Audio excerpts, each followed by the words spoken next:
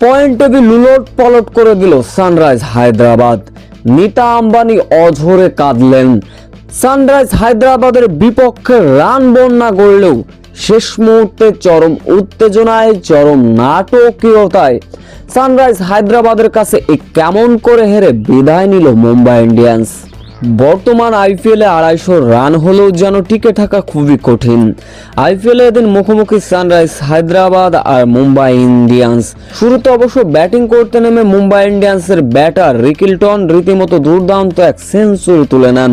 শেষ পর্যন্ত রায়ান লিকিংটন খেলেছিলেন 55 বলে 123 রানের ইনিংস। তাতে করেই সানরাইজ হায়দ্রাবাদকে 244 রানের লক্ষ্যমাত্রা ছুড়ে দিয়েছিল মুম্বাই ইন্ডিয়ান্স। এই লক্ষ্য তাড়া করতে নেমে অভিষেক শর্মা এবং ট্রেভিস হেড রীতিমতো ব্যাট হাতে তাণ্ডব চালালেন। তবে অভিষেক শর্মা ব্যক্তিগত 24 বলে 45 রানের ইনিংস খেলে আউট হয়ে গেলেন।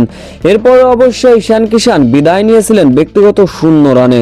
তবে ট্রেভিস হেড এরপরে হেনরি নিকোলাস রীতিমতো আবারও ব্যাট হাতে তাণ্ডব চালালেন।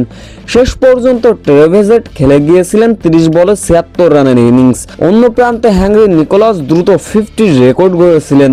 তিনি অবশ্য অপরাজিত থেকে দলকে জয় এনে দিয়ে মাঠ ছেড়েছিলেন।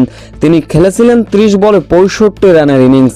তাতে করে 8 বল বাকি থাকতে জয়ের বন্দরে পৌঁছে যায় সানরাইজ হায়দ্রাবাদ।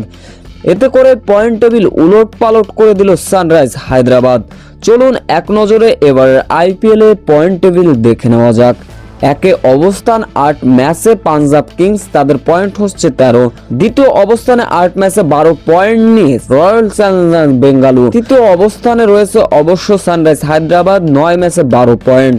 চতুর্থ অবস্থানে 9 ম্যাচে 12 পয়েন্ট নিয়ে রাজস্থান রয়্যালস। চতুর্থ অবস্থানে অবশ্য রয়েছে রাজস্থান রয়্যালস 9 ম্যাচে 12 পয়েন্ট। পঞ্চম অবস্থানে রয়েছে গুজরাট টাইটান্স 8 ম্যাচে 8 পয়েন্ট।